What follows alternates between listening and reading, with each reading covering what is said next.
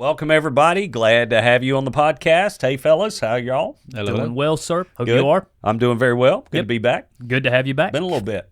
Been a minute, and now you're back in your proper chair. That's right. A minute now. That's the modern. Maybe it's not modern. Been a minute. It's been much more than a minute, but people say that now. It's been a while since anybody's called me modern, so yeah, Old that's modern really Greg. bad. Good old modern cutting edge Greg over there. don't know that I've been having that. Nobody has labeled me that way in a Puts me couple back of years. in the Stone Age, doesn't it? Been a minute. Modern cutting edge. Most things are more modern than I am anymore. That's for sure. Oh, we had a good weekend. Yep. Got to celebrate moms this We past did. weekend in an unconventional way, I would say, as we talked. It's the craziest day at Upward. Good gracious. Oh, For real, we was talked fun. about, the food. Yeah. We talked about that. we did. And, it was odd. We prepped this message, and you had asked me in a meeting a month ago or more, what we doing? Well, probably the start of the year. We said, what we doing Mother's Day? And we kicked around. Sometimes we do, Mother's Day, a special message for the moms. And then other times we do something else. A few times I've done some crazy stuff on Mother's Day. I would just have, it's been more than once that I've run into a message that was just really odd for Mother's Day, and this year was one of them for sure.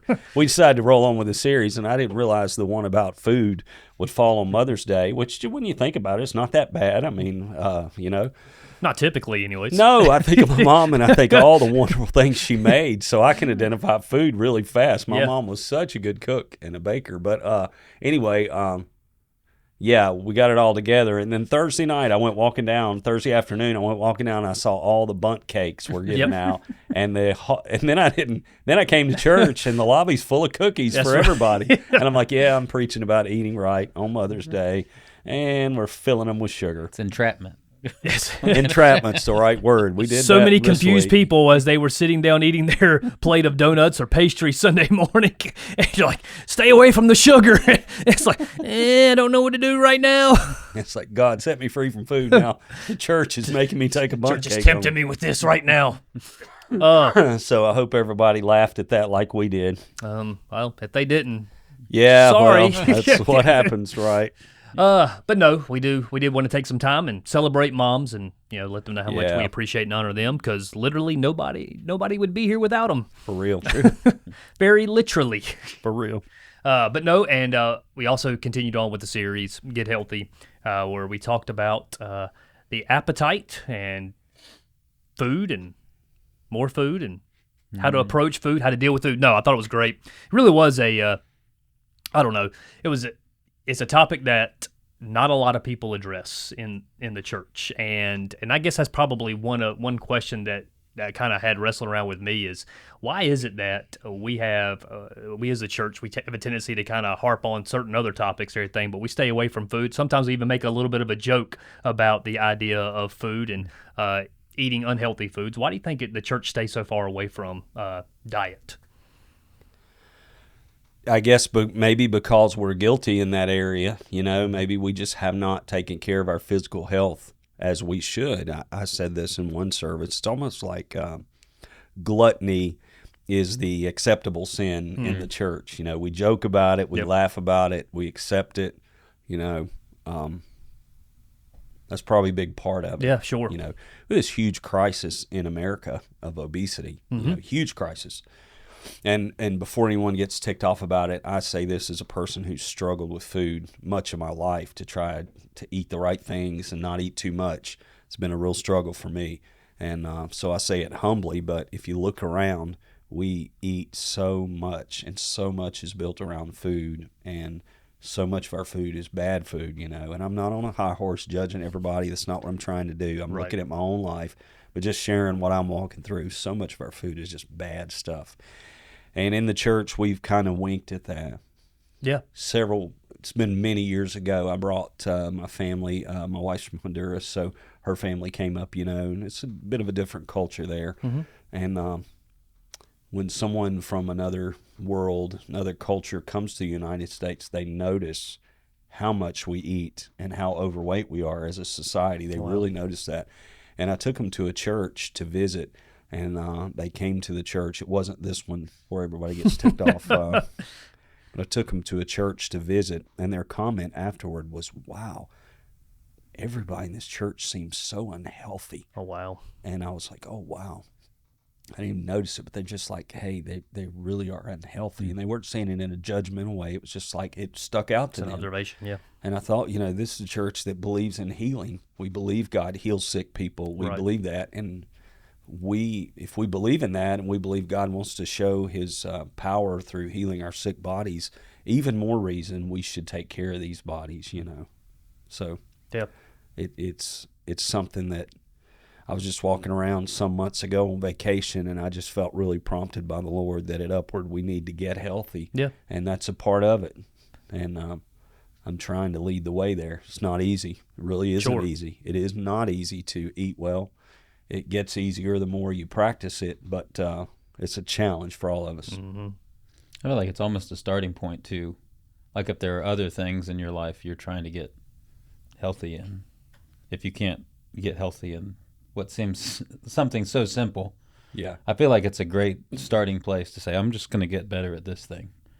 And then I feel like you can step into it. Mm-hmm. But Yeah. I will say, I don't know that there's been a message I've ever related with more this week. He told us not to eat our feelings. I loved when you dove into Genesis. You started talking about fruits and vegetables. I didn't raise my hand at all. You skipped right over wheat, though, or grains. I was I don't very think I disappointed. did. No, Well, you, I you didn't- read it, but you didn't give us a chance to I didn't vote for poll grains. that one. Yes, Yeah. I read it and said it, but I didn't say it on Thursday, and I had people saying you left out grains. It's in there. I'm like, okay, yes, I did skip highlighting grains, so I was careful to do that as well.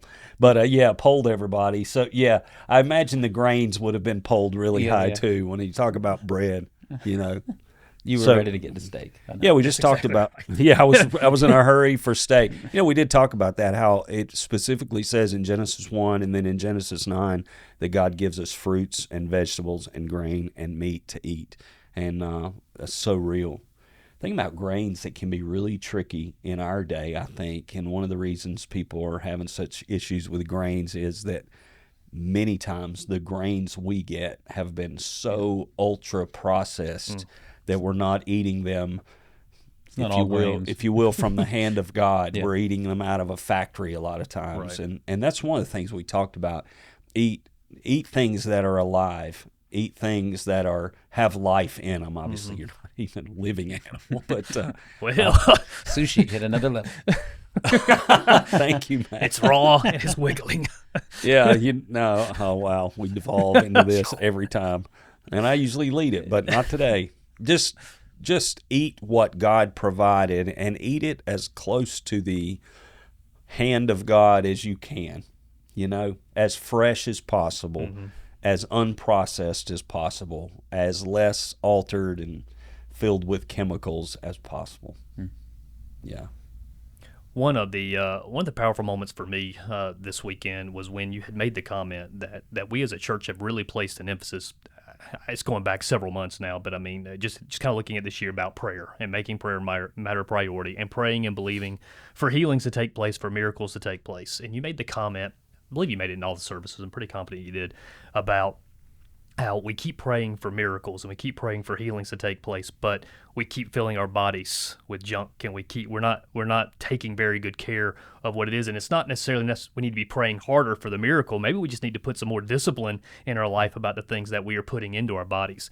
Man, I just thought that was kind of this wow moment for me this weekend too. Just kind of, okay, I'm praying and believing God to do His part, but am I doing my part in the midst of that to take care of what He's given me? Yeah, I always believe a key part of stewardship, and we've discussed in the series that we're stewards over our body, meaning we manage someone else's property. And in Christ, this body belongs to Him, as does everything we have. But one of the key principles is take care of what's been entrusted to you. And I do believe it, and the Scripture bears this out. If you take care of what's been entrusted to you, God will bless you and give you more to take care of. That's true for your property, for your home, for your car, for all kind of things. I truly believe if you care for the things you have, you'll be blessed with more. And that is certainly true for our bodies. We're called to care for this and take care of it well. And the thing out of that discussion that really hit me was that our actions need to line up with our prayers. You know what I mean? Yep. if I'm praying for someone, let's say a family member, to come to Christ, my actions should line up with that. That means when I'm with them, I'm being like Jesus. I'm letting him, right? It'd be like me praying for my family member to come to Christ and calling them up and just raking them over the coals, having a terrible conversation every other week. You know, it's like I'm praying this on the one side, but my actions are actually creating something else. And we said this, and it was kind of a tough statement to say, but many of our problems physically are not health problems, they're diet problems. And, you know, that can be proven that there are some illnesses we deal with that are the direct result of a poor diet. And dietary changes actually help us be healthier. And I've heard many testimonies of people who began to eat real food and living food, and their bodies turned around. So I'm really happy to be able to talk to this. So many people came to me and thanked me. Several people who are really passionate about this came and said, thank you. It is wonderful to come to a place and hear a pastor talk about this, because it doesn't get talked about enough. Exactly. Yeah. So it was a bit different. One of these messages, too, it's not the amen cycle that you're going to get everybody all revved up and excited about, you know. Mac and cheese got a pretty How about to big- say? Yeah, when I mentioned mac and cheese, it tells you where upwards at, right? We do love food, and that's okay. I did want to say as well, you know, this is not a legalistic thing. I think anything that's there, I mean, you don't want to eat poison, and there's certain things that ought to be avoided, but fun foods and, you know, junk food even can be a treat in moderation. I don't want anyone leaving thinking if I see them having a, you know, something that's junk, that I'm going to be judging them, and I'll feel the same way, you know. I've made no pledge to be perfect in my nutrition the rest of my life. I've just made a pledge that I'm going to make the staple of my diets living things. Yeah, when you, I think you said it all the services, but when you said, I think you talked to somebody who gave you this, but it was that sugar is like crack for your brain. Cocaine. Yeah, I mean, like, literally a like therapist. Cocaine for the brain. A therapist I talked to who talks to a lot of people with eating disorders, and I called this person, I know him very well, and I called him, I said, I'm talking about food and eating disorders and stuff this week, anything you got for me? And she said, tell him that sugar is cocaine for the brain. And I was like, wow, that's a big statement. So I spoke with a doctor in the congregation. We got several. I was looking out at several doctors. I was like, oh, I want to get this right. But he told me even yesterday, he said, yeah, that's exactly right. He said sugar creates some of the same, I can't even tell it. I'm not even smart enough to tell it. But he said a lot of the same things happen in the brain with sugar that do with cocaine. So it's incredibly addictive. That's crazy to think about. Yeah, it really is. Well, how many? Yeah, it made me go down this. Like, I'm an addict. Like, I mean, Where's that donut at? for something that we don't talk about very often, it's like maybe I'm not approaching this the right way. Maybe I really need to approach it with a more of that sort of a process of, am I dependent on this? Yeah. For me, I can see, and this is personal testimony. It is what it is. Take it for what it is. But for me, soft drinks are just killer for me. You know, if I drink soft drinks, I notice it in my body. And I think as you get older, you just start noticing that kind of thing more. When you're younger, you feel like you're bulletproof and you don't feel it. But when I get on soft drinks, and when I say I get on soft drinks, I'm drinking them twice a day. Right. You know, because I'm not very good at moderation, you know. And I either am off of them or I'm twice a day having a soft drink. I feel it in my joints. I feel it in my skin. You know, I've had some psoriasis, you know, and in my own, this is just my testimony. It's not medical advice. None of this is, obviously. But it's, I'll see that flare when I'm doing that, but it's so hard to break. I don't know. Why do I feel like you're staring at me when you're I'm not staring at anybody. No, I'm not staring I feel at anybody. I feel like there's a Mountain Dew conversation coming. No. I mean, I just that's not. I'm messing with you. I know you are. I know you are, but I don't even want anyone to get that No. from this. Honestly, No. Yeah, it's just for me. But here's what happens with me, and maybe this helps people. With me, if I can get off something like that about 3 or 4 days, it doesn't call to me anymore. You know, It's true. I mean, I've had at point serious problems being able. There's a couple convenience stores down the road here, you know, and more coming.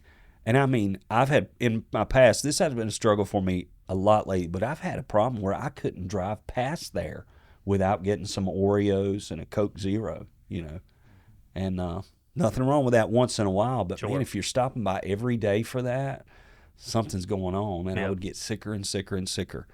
And I mean, if I'm in that world, that stuff just calls to me, you know.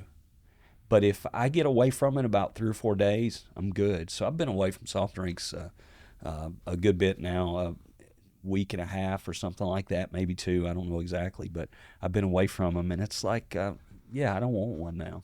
That's good. I really actually want water, and I found the more good food I eat, the more good food I want. You know. That's good. So maybe that helps somebody. Yeah. Well, you left us yesterday, kind of talking about a couple of things that we could take away, a couple of things that we could do. You know, one of them was that we're not going to be legalistic about food, and you know, we kind of mentioned that. You also mentioned that we're going to eat the right kinds of food. We're going to eat the right amounts of food, which. You know, kind of going back through the message and listening to that, man, I thought there were some powerful, once again, statements in there over some issues that the church, once again, doesn't typically address a lot when it comes to eating the right amounts, whether it's too much or too little. And you spoke right to some individuals, I believe, in a couple of moments there where it was, hey, if you're starving yourself for this idea of trying to get a perfect body or trying to impress somebody, man, you're literally killing yourself to be able to do that, man. I was really praying that, man, some individuals would hear that and it'll be a moment of freedom for them. There are people doing that right and left today in our world, you know, just not eating enough. There's a certain amount of calories your body needs. And I guess most people could starve themselves into their image of a perfect body. I said that and I thought at the same time, that really doesn't happen. You see people with these you know, disorders who can look in the mirror and everybody else thinks they're painfully thin and they still see themselves as fat, you know, and it's like, wow, you look like a skeleton. I don't mean this as an insult, but you've seen people who look almost skeletal and yet they still have to lose weight, you know, and that's, I really want Jesus to set people free from that. And I would say to people who don't eat enough, you got to eat. If you're going to be healthy, you've got to eat. So, you know, you might talk to your doctor or you can find all kind of things on the internet, I'm sure, some of it really good, as to how many calories you actually need in a day and what you need to eat. And you need to do that. None of this is about really body image. You know, none of this is about how you look. I mean, good health will improve that, but looks are another idolatry in our nation today, and we're not trying to push people that direction. It's not about having some sort of hypothetical perfect body. It's about being healthy, and that looks different on different people. Yeah, you know, absolutely. So, tell you one of the things that struck me. We kind of landed, and we'll land this. 1 Corinthians 10. It said, "Everything you do it for the glory of God." Right. So I had a conversation with a guy 6 months ago. I've had a couple times. I've had probably twice, 2 different guys who were like fitness coaches, who one of them comes here and one of them's a friend who I value his opinion very much. And on 2 occasions, people have come to me and said, you got to take care of yourself. You got to take care of yourself. You need to start eating right. You need to do this. And they've just been willing to, in love, not ugly. Yeah. They both come to my office and said, hey, I got to talk to you. You're going to have to take care of yourself. And both times I've listened. And then the first time I went good track and then got right back off and went back again. Second time, God sent me somebody else. Both of them said this to me. They said, listen, you are in a leadership position where you're talking to a lot of people and you're sharing Jesus with a lot of people. You need to be a good witness for Jesus by taking care of yourself. And one guy told me that if I continue, and I want to say this right, in so many words, they both said this: if you continue in bad health, not only will your life quality go down and perhaps your length of life go down, but you actually hinder your influence for Jesus. And I dialed down on that, and both of them landed at this. Well, one of them said this, the other one alluded to it. One of them said to me, he said, I've got a buddy, and he really is into taking care of his body and being healthy, and I've invited him to church. I don't know if it's this church or what church. I think it was just church in general. And he said, well, he said, look at the people that go to church. He said, they're so unhealthy, and they don't take care of themselves. What do they have to tell me? Mm. Now, there would be a lot of holes in that argument, a lot of things. Yeah. I understand all that. We may get people disagreeing with that statement, but I thought, if I take care of myself, I'll be able to reach more people for Jesus. Yeah. And I do That's a good believe that's takeaway. true. Yep. I do. And that drives me more than anything Yep. else, because that's one of my main missions in life. So That's yeah. good. That's really good. So I hope it helps. Hope it helped y'all. Yeah, everything said was said in the spirit of love, and as a part of someone here from me who is still in a journey on this one. Absolutely. That's all of us. It is. Thank y'all so much. We'll see you next time. Bye-bye. Bye-bye.